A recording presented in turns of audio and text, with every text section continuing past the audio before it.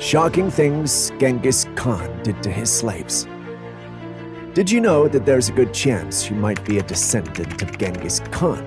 It's estimated that 1 in every 200 men today possess his genetic marker. How did Genghis Khan manage to spread his genetic material so widely? Stay tuned till the end to know the astonishing fact.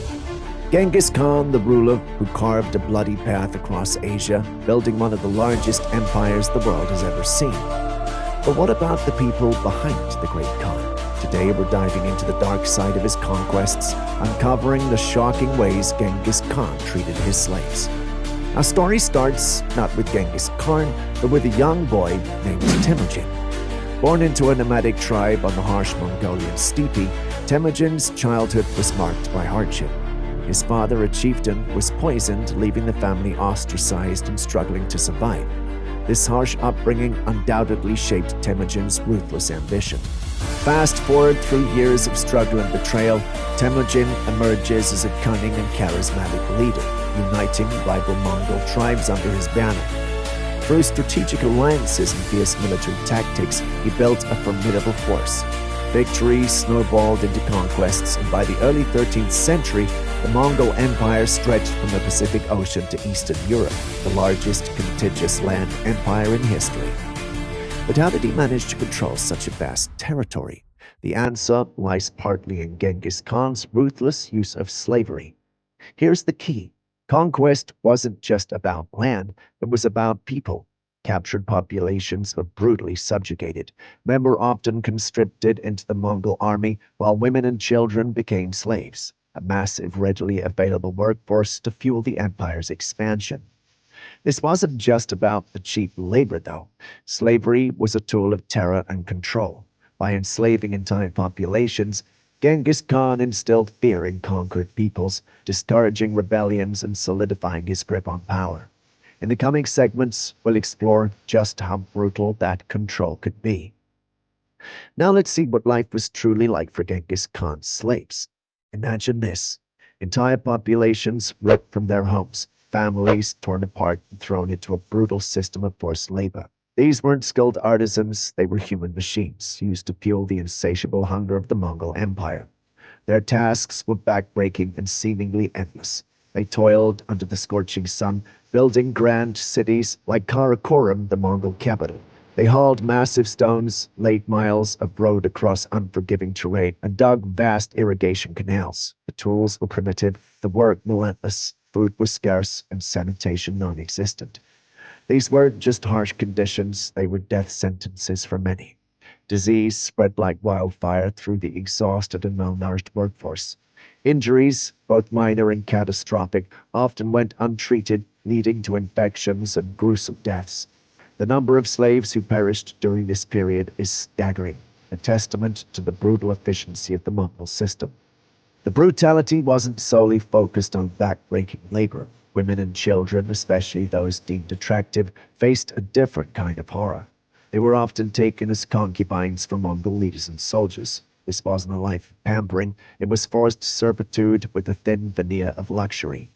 While Mongol elites reveled in opulent tents adorned with silks and furs, the women who served them were little more than possessions. They faced constant sexual exploitation and the constant threat of violence. They became part of the Mongol elite's harem, serving the sexual desires of the khans and their warriors.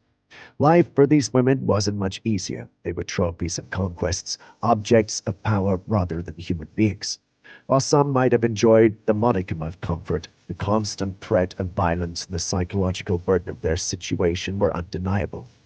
We've seen how Genghis Khan used slaves for brutal labor and to maintain his own luxurious lifestyle, but the darkness goes even deeper. He also employed slaves as weapons of psychological warfare, inflicting a different kind of terror on his enemies. Imagine this. A city under siege by the Mongol army. Instead of facing a traditional line of Mongol warriors, the defenders see a horrifying sight. Rows upon rows of their own people, captured slaves, forced to the front lines as human shields. Knowing they can't attack without harming their own kin, the defenders' morale crumbles. This tactic, as shocking as it is cruel, proved devastatingly effective in breaking down resistance. Genghis Khan also used slaves to spread misinformation and sow discord among his enemies. Infiltrators, often women and children, who had learned the enemy language and customs, would be sent into enemy cities to spread rumors about the Mongol army's size and ruthlessness.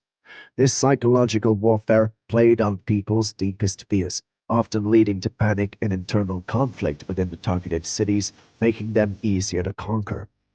The human cost of these tactics is immeasurable. Slaves were not just pawns in a strategic game, they were living sacrifices, their lives and well-being, a chilling message to anyone who dared to oppose the Mongol Empire.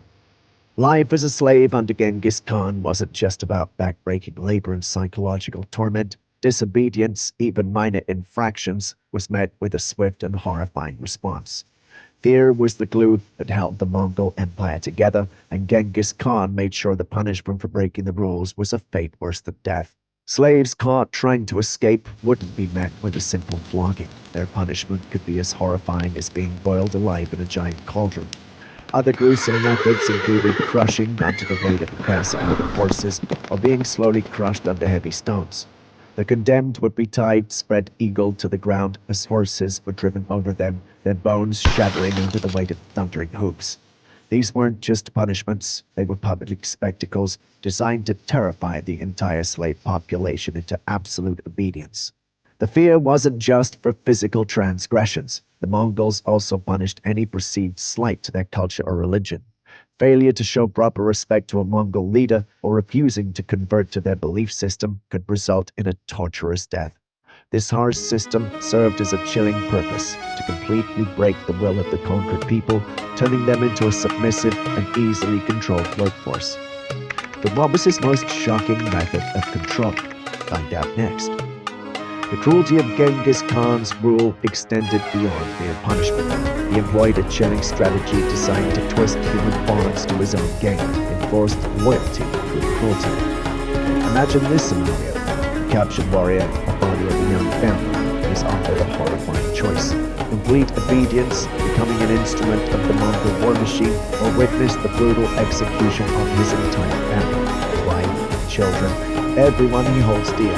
This wasn't an empty threat. Genghis Khan was infamous for carrying out such executions, leaving a trail of devastation and despair in his wake. This tactic exploited the deepest human emotions, love and fear. By forcing a slave to choose between their own survival and the lives of their loved ones, Genghis Khan created a twisted code of loyalty. These coerced collaborators, often forced to participate in the subjugation of their own people, became a terrifyingly effective tool for control. The psychological impact of such cruelty is immeasurable. Imagine the burden of such a choice, constant fear, the gnawing guilt. This tactic not only brought resistance, but it sowed discord with communities, turning potential allies into unwilling collaborators. It's important to remember that this wasn't just about controlling slaves. This tactic sent a chilling message to anyone considering rebellion.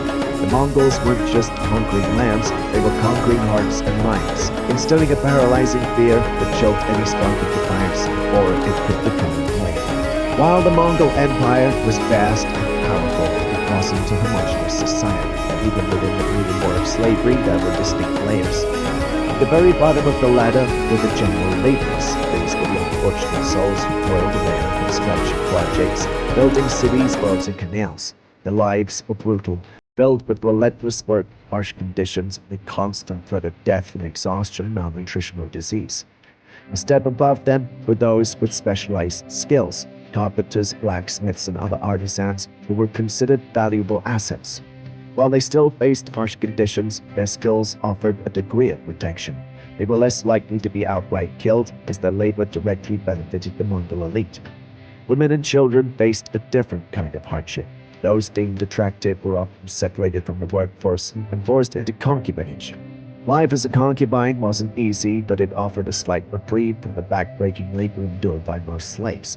However, this privilege came at a terrible cost. They were viewed as possessions, objects of the Khan's desires, with little to no control over their own lives. A unique position was occupied by military slaves. These were typically captured warriors who were forced to integrate into the Mongol army. While they faced the dangers of combat, they also received training, equipment, and a chance to rise through the ranks. most skilled and loyal, could even achieve positions of power within the Mongol military hierarchy. It's important to remember, however, that even these privileged slaves remained entirely at the whim of the Mongol masters. Disobedience, regardless of skill or social standing, could result in the same horrific punishments faced by all slaves. Genghis Khan's legacy is a complex one. He was a brilliant military strategist who built a vast empire, but the foundation of that empire was built on the backs and broken bodies of millions of slaves. Their stories are a chilling reminder of the darkest aspects of human history. Earlier in the video, we posed the intriguing question: how did Genghis Khan manage to spread his genetic material so widely that nearly 1 in 200 men today carry his genetic marker? Well, let's uncover this fascinating answer. Genghis Khan spread his genetic material widely through extensive polygamy and concubinage, fathering many children across his vast empire. His descendants continued this practice, further proliferating his genes, which are now found in about 1 in 200 men globally. If you found this exploration of Genghis Khan's dark side fascinating, don't forget to like, subscribe, and hit the notification bell for more intriguing history videos. Thank you for joining us on this journey through a dark chapter in history. Remember, the past holds lessons for the present. By understanding the horrors of the past, we can work towards a brighter future where human rights are valued and protected.